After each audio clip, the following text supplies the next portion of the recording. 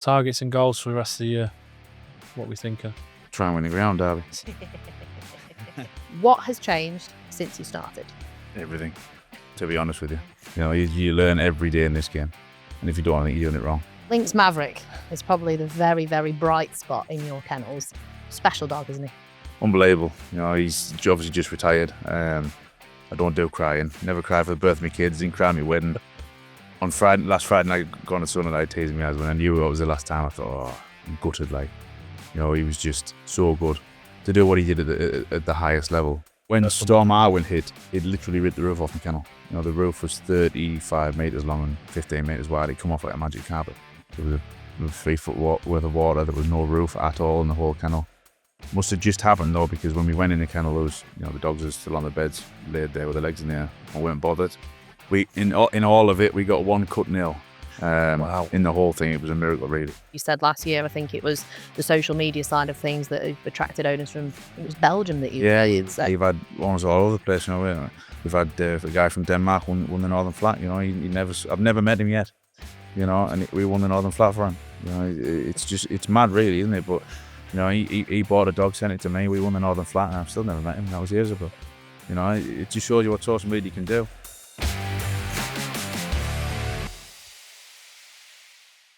Welcome to the latest episode of Gone to the Dogs. As always, I am Dani Jackson and my co-pilot is Joe Keneally. Hello, Dani. How are you? I'm very well, thanks. How are you? All good, thank you. Journey was better than yours, I imagine.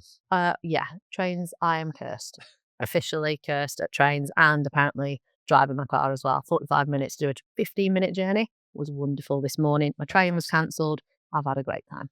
But someone's going to cheer you up now. Hopefully. Brilliant, yes. We do. We have Tom Heilbron from the Link Kennels. Tom, how are you? All good, yeah, not bad. Looking forward to this. Journey long or short from Newcastle? Wasn't too bad, 3 hours. Not too bad. Not too bad. That's not too bad. Now, you've had over a decade now in training. What has changed since you started? Everything, to be honest with you. You know, you learn every day in this game. And if you don't, I think you're doing it wrong. You know, I make mistakes every day. But I just think we've got an established kennel now. People look at us and think we can probably compete with the top, the top boys, and that's where we want to be. We've moved away from the graded scene now. We've got a few pups on the graded scene, but majority of the dogs now are on the opens. We do a hell of a lot more travelling than what we did. But yeah, it's everything's just evolved. You know, we've got better facilities. We've got better dogs. We've got a better record now. You know, it's just progressing all the time. Everything good now since obviously that disaster. Yeah, Years ago. Yeah, we keep getting reminded about that, but that was a hard time. I was as close as I've ever been to quitting the game. Like I wasn't far off saying I can't do this no more. But to be fair, I don't know, Tom, what happened for people who haven't seen. When Storm Arwen hit, it literally ripped the roof off my kennel. You know, the roof was 35 metres long and 15 metres wide. It come off like a magic carpet. And we went out the next morning. Well, was one of the lads who worked for us. He rang me, says, "I think you've been brought in. He'll come out." So I goes running out. Barges the door open. There's a big flood everywhere. Obviously in the kennel, you run your water through the roof, stop the dogs getting to it. The roof ripped off, pulled all the kennel to bits. There was a 3 foot worth of water. There was no roof at all in the whole kennel. Must have just happened though, because when we went in the kennel, there was, the dogs are still on the beds, laid there with their legs in the air. I weren't bothered. We in all of it, we got 1 cut nil. Wow. In the whole thing, it was a miracle, really. That's amazing. I've got pictures somewhere with the full roof in the neighbouring field. Everything's ripped off. It was a mess, but we got the dogs out, and we worked out 3 different kennels for about 4 weeks. We managed to get back in after 6 weeks, which I didn't think was possible, but we did it, and we won. I think we won the puppy derby that year, so it didn't end up being a bad year. It goes to show that you said that you had 3 different kennels you're working from. The people that do get around you when times are tough as well in this sport, don't they? They are there to help you. The response was phenomenal. We put, while we're trying to get the kennels clear of dogs, we basically put them in the vans, turn the van heating on to get them out. Obviously, the wind and the rain. Got a couple of Facebook posts put on there. Within half an hour, I had people turning up with vans to take dogs. We'll take a few here, we'll take a few there, and the response was unbelievable. Like, so when you do need help in this game, you'll get it. Like, but it was a massive learning curve in terms of things can be bad, but they'll never be that bad. So we've had some disasters. We've had a few bad injuries and things like that, but you put them right. But compared to that, it was nothing. Now, Lynx Maverick is probably the very, very bright spot in your kennels. Special dog, isn't he? Unbelievable. He's obviously just retired. I don't do crying. Never cried for the birth of my kids. Didn't cry at my wedding. On last Friday night, gone to Sunday night, teasing me as when I knew it was the last time. I thought, oh, I'm gutted. Like, he was just so good to do what he did at the highest level. 3 category 1 wins. He won 33 races out of 50 against the best. Just took us to places I didn't think I'd get in this game. You know what I mean? He was so good. I'll be good at the same day. He actually goes this week to Sean Burks to go to stud. Because Sean rang, we had spoke to Sean. We were talking about taking him back over straight away. So you're gonna have to give me a few weeks with him first. Can't just leave straight away. He was just so good. You know what I mean? Every time you went, any track you went to, you knew you had a chance. The Derby last year was a disaster, but in my opinion, the dog was never better than before that Derby. He was just in phenomenal shape, and obviously they had a big carry on with the trials, and he was jumping up down the hair for about 45 minutes, and I don't know, that put him off a little bit for his trial, but he still blasted around. And then next week, I think we've got a big chance here, and he goes lame. So he was just a dog of a lifetime. Don't think I'll ever get one as good. When did you kind of think, Tom, that enough's enough now, and he's done what he's had to do? Let him go and enjoy himself now. When did that start creeping into your mind? Probably, I would say probably after the All England Cup, when it obviously happened with the disaster with Antigua Hawk. But at that point, we thought this could be him coming to the end. We ran him a few more times. He was thereabouts. We went to Perry Bar and he got knocked out, and people wrote him off. And I knew straight away there's still a dog in there. But after Newcastle, I said to the lads, we ain't got long left with him. Just enjoy him now. And he kept popping great runs, and he went round Sunderland in 26.72 about 6 weeks ago. But it was sort of like the Lynx Maverick of 2023 would have run those races 10 lengths. He was winning 3 lengths, which sounds ridiculous. But even the final he won the other night, he went 4 clear down the back. You think, well, how far does he win? He wins a length and a half. The 2023 Lynx Maverick would have brought the clock. Yeah. So it was it's nice to see him go out on a high. Yeah. We'll come to decisions around Judgment Night later on, because I'm sure there's one of them that absolutely sickens you now still, because it would have been. So we'll come to that in a bit. But you talked about him going to stud. I know he's already got a couple of litters on the ground, hasn't he? Because he took a few straws when he was off for a couple of months. Yeah. How are they going? He's got about 80 pups, and the reports are really good. Yeah. Rachel Wade has got a couple she likes the look of. Sean Burke's got a few. I've got shares in a few that they've had the first hand slip this week, and they went pretty well. Ireland, they clock everything, don't they? And they put some decent clocks up. So the reports are good. We've got mad about Peck in the kennel. His mother's been mated to Maverick. They're now just 12 months old. They have their first go through the boxes on Thursday. So fingers crossed. It's exciting now, doesn't it? We might sound horrible. We try to be very, very picky with what we let use him at that time, because he ain't going to be in stuff for very long. Let's try and get the best, read in the best places, and give him the best chance. And if he is going to throw, we'll find out in the first crop. If he isn't, he'll be on my couch just like he'd be on my couch anyway. But I think he's got a chance. He's a full out cross for a Sydney, and there's countless numbers of good Sydney bitches. Yeah, just a few. Yeah, so he's a full out cross. I think he'll get his chance. Grangesview 10's probably come to the end of his career. He's the obvious one to go to. So fingers crossed. Everything crossed. It's exciting. So when are the first ones going to actually hit the track? Do you know? We've got one of the first litters, the Anastasia litter. I think they're about 14 months now. We'll probably end up having one of the first runners, I would think, over here. So we'll just see how they go. I know John, who has them, said they're a little bit backward in terms of they're over keen. So he's just letting them settle down. So whether they end up being the first at the track, I don't know. But it'll be within the next 3 months they'll start hitting the track, I think. It's exciting. I love puppies. It is. I know you do. You're liking a puppy anyway. Excitable puppy, I keep telling you. But that's brilliant. And look, he was a champion. And like you said, that dog you had a couple of years ago was just a freak when he was a monster. So good luck with him going forward. And like you say, he'll be ready for your couch when he's finished being a busy boy. Yeah, hopefully. Yeah, like I say, hopefully he does take off, and but either way, he'll be back with us anyway, and he'll just plod around the farm and do his own thing. Super. Do you have any retireds at the moment at home? We've got none in the house, strangely enough. I've got 10 at the kennel. I've got a little Chihuahua that doesn't get along with. He's a Chihuahua cross. He's a terrier, and he doesn't get along with anything. We had a retired Greyhound. She passed away about a year and a half ago, and he won't let anything else near him now. That's right. Actually breaks your heart, doesn't it? Oh, awful. We always said I wouldn't get another one in house, but Maverick's a bit special. So, to be fair, the missus will find this out as she watches this podcast. So, but no, he'll probably come back, I would think. He'll be on the couch, guaranteed. Is he a nice dog? Is he? Oh, he's a lovely dog. He lays there with his feet in the air all day. Is it? You know, he goes. Sean, who works for me in the kennels, puts a little blob of meat for him every morning. He goes out for his walk, and he won't pull on the way out, but he pulls all the way back to get his blob of meat and off his kennel. And you don't hear from him. That's it. Oh. Never heard him bark yet, I don't think. You usually find that though with the kind of more professional greyhounds that they are a little bit more chilled, a little bit more calm, don't you? Or have you had any mad ones that have been good? We've had a few that are a bit up and down in the kennels. I mean, the Brinkley's dude's dog. He's a nice dog, but he's a lunatic. You know, he's like a coiled spring all the time. He's just he jumps all over you. But then the two sisters we've got in the kennel, they're quiet as a mouse, are scared of their own shadow. And you just think, how can you have two complete opposites? But yeah, you get the real good ones do everything right. You know, they travel right, they kennel right, they work right. Hopefully, they don't go lame, and you've got a chance. Well, the good thing as well with that is you know when they're not right, yeah, and you can fix it quite quickly, can't you? 100%. Yeah, I mean, you don't get a very seldom get a good one that won't eat his food. You put a dish of food down and he gets in and eats it. So the good ones, if they don't eat the food, you know you got something wrong.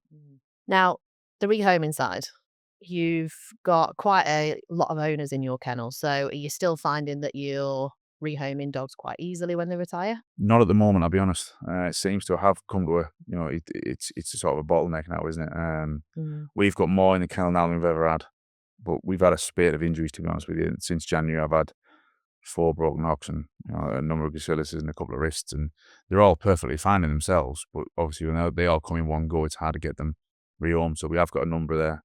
I've got a few that's hopefully due to go to the homes next week. And then, we're just working down the list. I mean, they'll stay with me as long as they need to stay with me. There's no issue there. But it just seems to be that things are a lot harder now to find the homes for them. Even, like you say, getting in the rehome centre seems to be a lot harder. In terms of your graded stuff, when you last spoke, you spoke about maybe trying to get away from that and going full open race. Yeah. Kennel. How's that working out? We have just about Scott, who works for me. He breeds his own litters. He's got 2 pups there that he's kept. We've started them off on Newcastle now. They started in February. Other than that, we've gone all open. So we've got a few there. We actually had a graded runner who won really well last week. He'll be open class by next week. But other than that, we've just moved away from it. Just seems to be more exciting for me, I'll be honest with you. You know, I didn't like picking the graded card up and thinking, well, I've got 4 dogs on the strength here that's got no chance. If you do that in an open, that's open racing, you know what I mean? You haven't got your trap door. You've got someone that starts every time on your inside, for example. But it's just more fun if you go and compete down the country. If we go all the way to Romford and come back with a winner, it's brilliant. You know, whereas sometimes you go to Newcastle and you come back with a graded run. It was still great. It was, still got a buzz out of winning, but it's not the same. You know, if you compete in them competitions, there's nothing better. Is Newcastle a good kind of education though for your pups that will potentially go on to be open class? Is it a good baseline? Yeah, it gives them somewhere to start. You can have your handicap runs for a start. I always used to believe in handicaps when I was on the flaps. And it brings them on, gets used to passing dogs that are slower and having dogs that are faster come past them. They learn a lot from that. But it just seems to be that, where I want to be in with dogs is I want to be competing at the top. And, that might sound big-headed, but that's where I want to be. Shall we get on to a couple of weeks ago? Judgment night. I mean, that was unbelievable. We couldn't believe it because he said 2 races and he'll be count. That was the jinx. Well, he said to me, it's going to be all sewn up by race 4, Judgment night. So I was like, hey, are you that confident? He was like, yeah, it's going to be all sewn up. And then you fired 1, 2, 3, 4 of the first races. It was the one-offs as well. I know. That just kept flying in. And it was a good night, to say the least. Yeah, it was a great start. And then you start dreaming, don't you think I could pull this off, But what we said on the way down was, look, how good would it be to be involved in the, still have a chance of winning it in the last race. That was the aim. Yeah. And we were, it was a small chance, but we still had a chance. Obviously, maybe Joe, it could have been better, and Maverick, hopefully, he could have put a better run in. But I've got to ask you, any regrets, Maverick and Mad About Peck? On the night, obviously, you've got to say yes, haven't you? But the thing was, my logic was, Maverick never missed, and Mad About Peck does. So I thought, well, if Maverick comes away he could finish third, second, third. He could win it, don't be wrong, but he could finish second, third and still score me a few points. If Manabar Peck misses in a sprint, you finish nowhere, you get no points. Sure enough, Mav got ran over after 2 yards and Peck pinged out and did fastest time of the year, whatever it was, so... Love that dog. I would love to have said, I made me Joker as well. It would have been great, wouldn't it? But, it happens. Was Maverick your Joker as well? No, Untold Rainbow was. And that seems to be where she's just started hitting the flat spot that we spoke about earlier. She's just, from where she was expected to finish second, that would have, double second points would have been a big difference. So after two heat or 2 rounds then, what are you thinking? Just keep it going. Just keep going. It's a long way to go. I kept saying in the interviews, we won nothing yet, and we didn't, but it was good, some experience. Well, Mark did it without winning a race, so it's one of those daft things, isn't it? And their Joker was Bombay Nutty, and if they would have went the other way with Kilmore Dancer, they wouldn't have won it. Yeah, it would have been Nathan. Yeah, they would have won. Yeah, and then yourself and Mark. So they had a kennel vote, didn't they? Yeah, I think it was maybe 4-2 or 4-3 in Bombay Nutty's favour, and then points got him the victory. But it was a brilliant eye winner. We were so pleased to be there as well, and just to witness it was superb. I was crying down for Tom to win, and just change that tide maybe, and coming in, and even Nathan coming as was he a second reserve for it? Yeah, something like that. Yeah, he did really well. Really well with their job, wasn't it? Was brilliant. So it was a cracking night. Is that the plan you want to try and get there next year? Yeah, I mean, I think we've had a bad start of the year, so I'm not sure we will. I think we're about 10th now, but the year before we got in it, we were first reserve, but it was like, we had 2 weeks to prep a team to go to Hove. We couldn't get a trial, and it was, let's go and take a chance to see what happens, you know what I mean? But I think this year we're proving we can mix them with them, so, And next year it's at Monmore, isn't it? Yeah. Yeah. I like Monmore. Good track for it. I need a Lynx Maverick for Monmore. Who would be, so Lynx Maverick obviously retired, who would be your star in the kennel now? I think Drewby's Buckham could be. Okay. I think he's got enough potential too. He seems to be settling well. And any dog in break 29 cents in toast is a fast dog. I really like the liver out, to be honest with you. Ben, who owns him, deserves a good one. He's campaign thrown as well. If I didn't give him a plug now, I'd get wrong, wouldn't I? But he would be a great candidate for it as well, to be fair. But he's a nice dog, and Ben deserves a lot out of this game. He's put so much into it, so he's a nice dog. But yeah, I think Drewby's Buckham could potentially be really, really good. Mad about Peck, he's got to be up there. Yeah, I mean, he's got to be. He's very, very consistent, isn't he? He's going to run a Sunderland this week, and my plan is probably bring him to Toaster for the support and sprint. Okay. And we're going to have a go with him, and then we'll go out the Pall Mall. The only Achilles heel with him is he's not a 10 out of 10 starter in terms of he won't come away all the time, but when he does, he's a fast dog. Oh, he's rapid. He's a fast dog. He's Romford record. Is he 4 from 5? 4 from 5, and he was the Golden Sprint final where he got beat. It's not ways to get beat. No, it's not, to be fair. It wouldn't have been better to win it, but the winning was good that night as well, to be fair. Yeah. He got picked up the other night at Sunderland. I still don't know how he got picked up off me with the dog. Glengar Pepper come and got him on the line. I was very surprised because he led 2 lengths in the turn.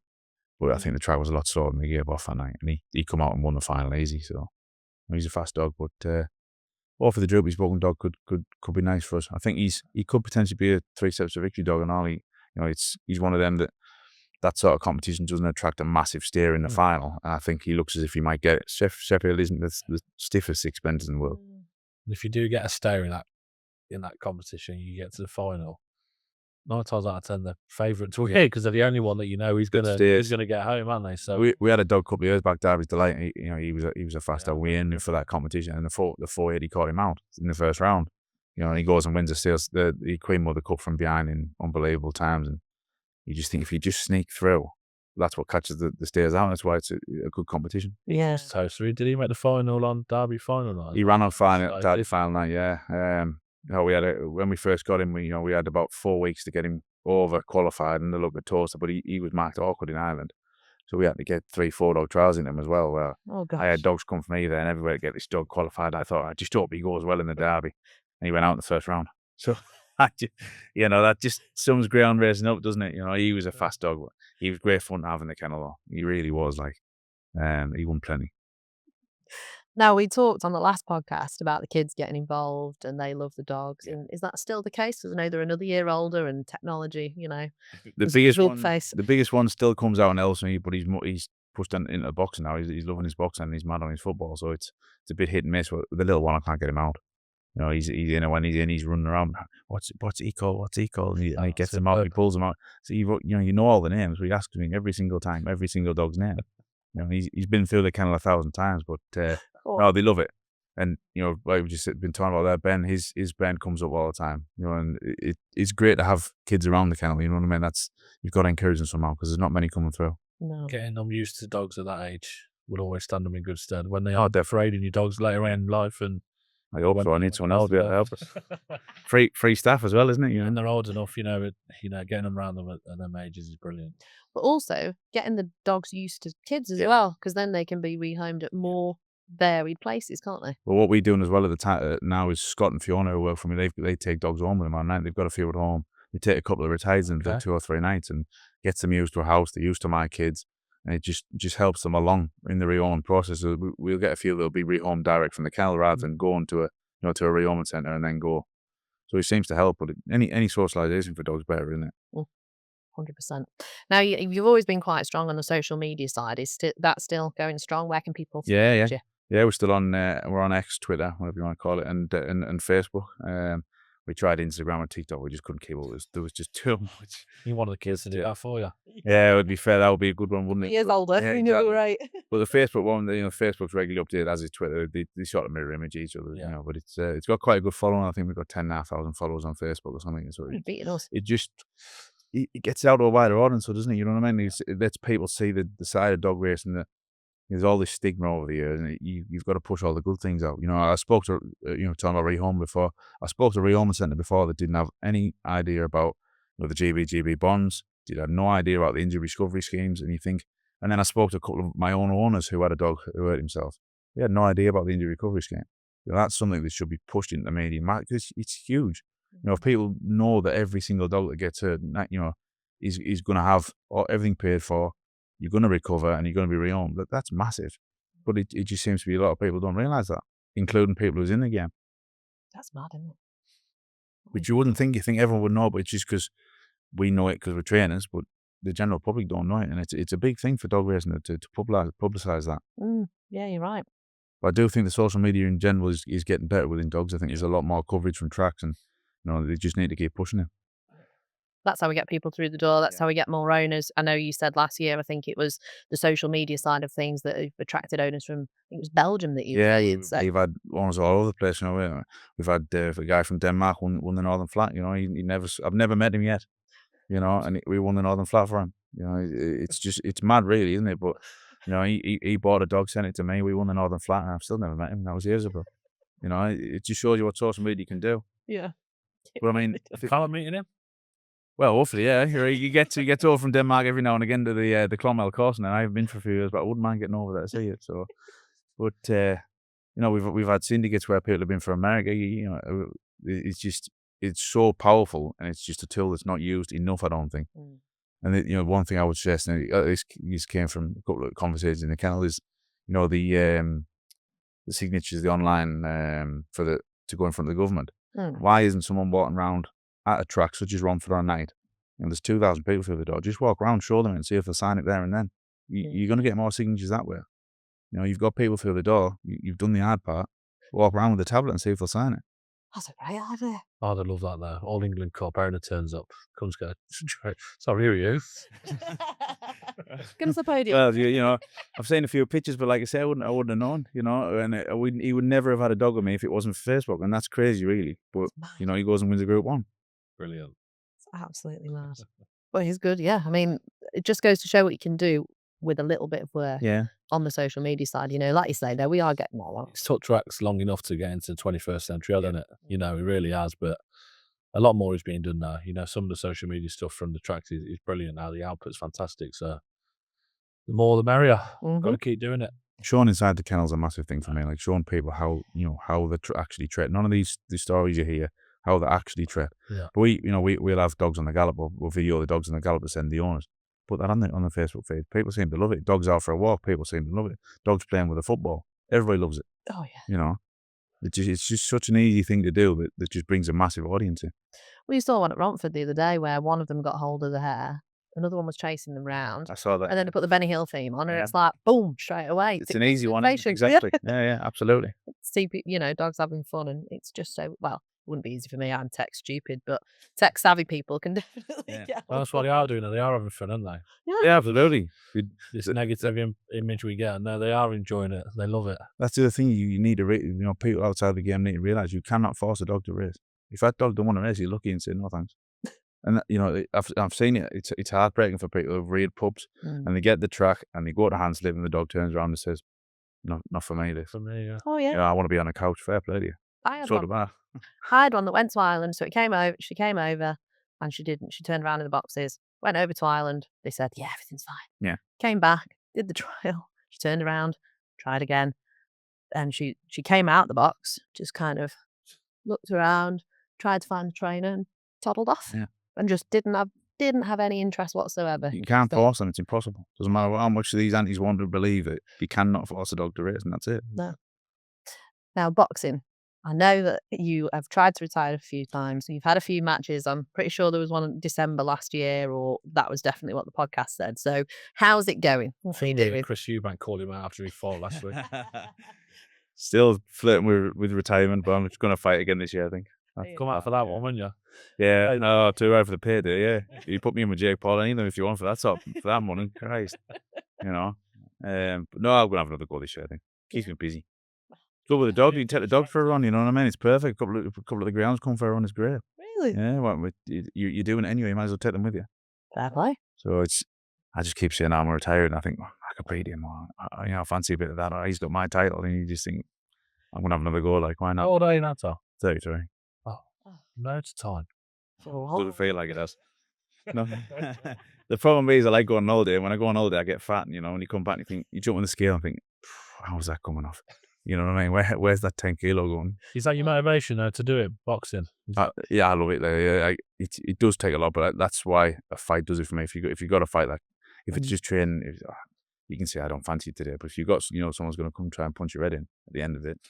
You've got to train, haven't you? So it is, isn't it? That's the way you look at it. If I don't do it, he's going to punch me head in, and it's going to be in front of a lot of people. It's not ideal, is it? No. Maybe that's what I need. Boxing to get me back in the gym. Sign up one of them charity fights. There's plenty of them. Oh yeah. Can you imagine?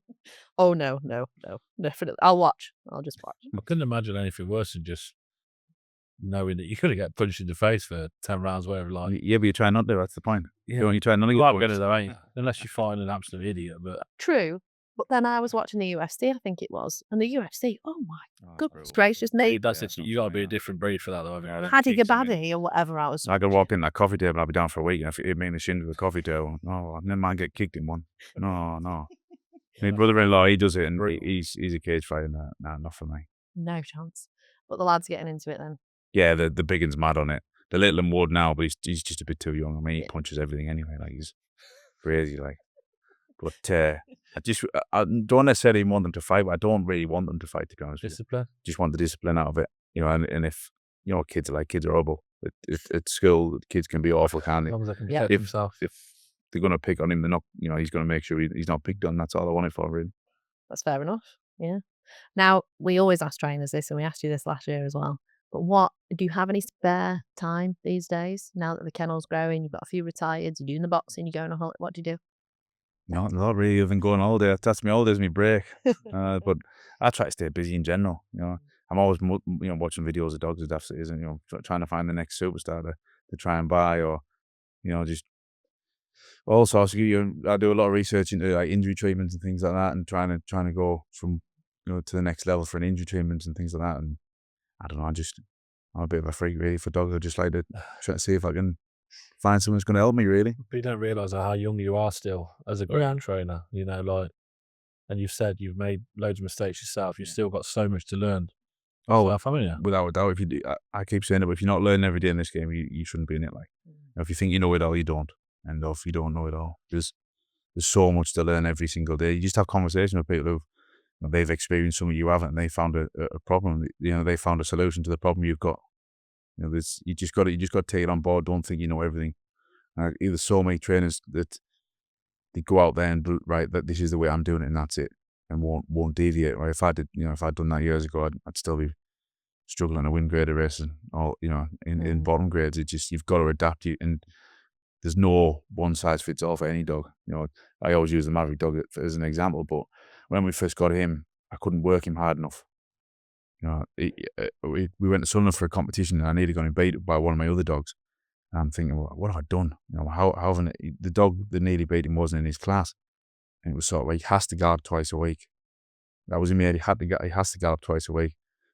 Adjust his schedule, and he flies in the final and wins. We adjusted his whole schedule just on the back of that, and it seemed to work. And there's no one size fits all. There's no right. That's worked for him. Let's keep him like that permanently. It doesn't happen like that. You've got to adjust as you go.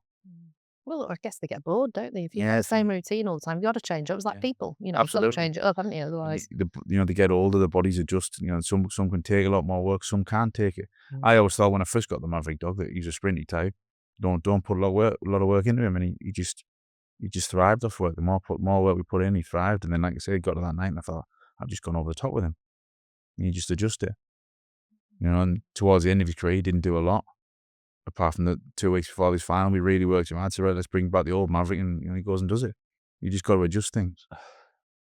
Targets and goals for the rest of the year. What we think? Try and win the Greyhound Derby. This is out just before the second round, so we're hoping Tom's got 8 through to the second round. If he hasn't, well done. But no, we always say we want to win a Group 1 every year. That's the plan. I want to win a Group 1. What's the one that you want to win that you haven't won? I'd love to win the All England Cup. Love to win that. Yeah. We won it with New and Yolo when Pat was training for it for my dad, and that was class. That was a great experience.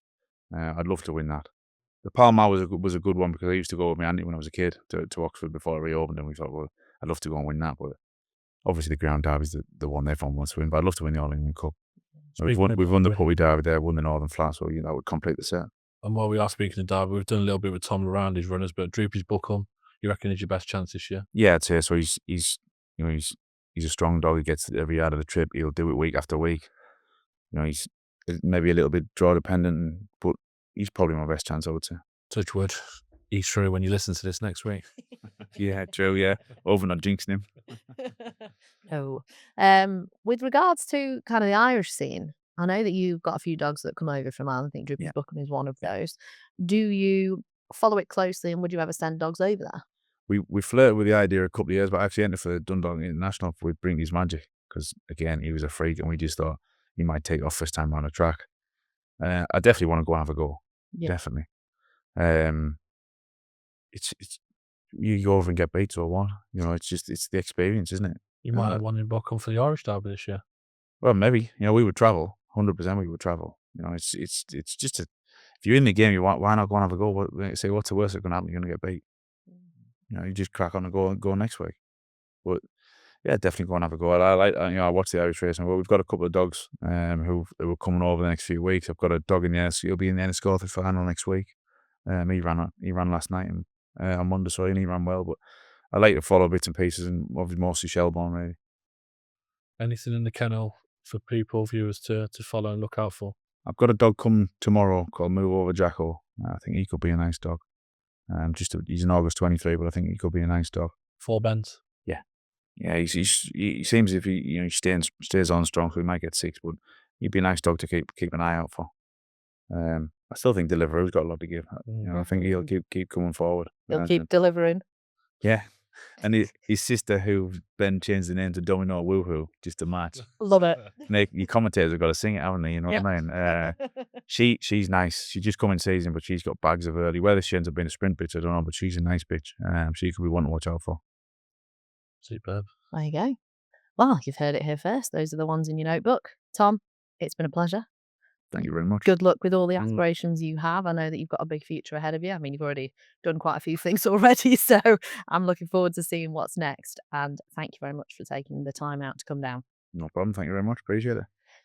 If you want to enjoy more Gone to the Dogs, make sure you do subscribe to our YouTube channel, and make sure if you are coming to Toaster that you book your tickets online. If you can't make it, then we are live every single round of the 2025 English Greyhound Derby, sponsored by Star Sports.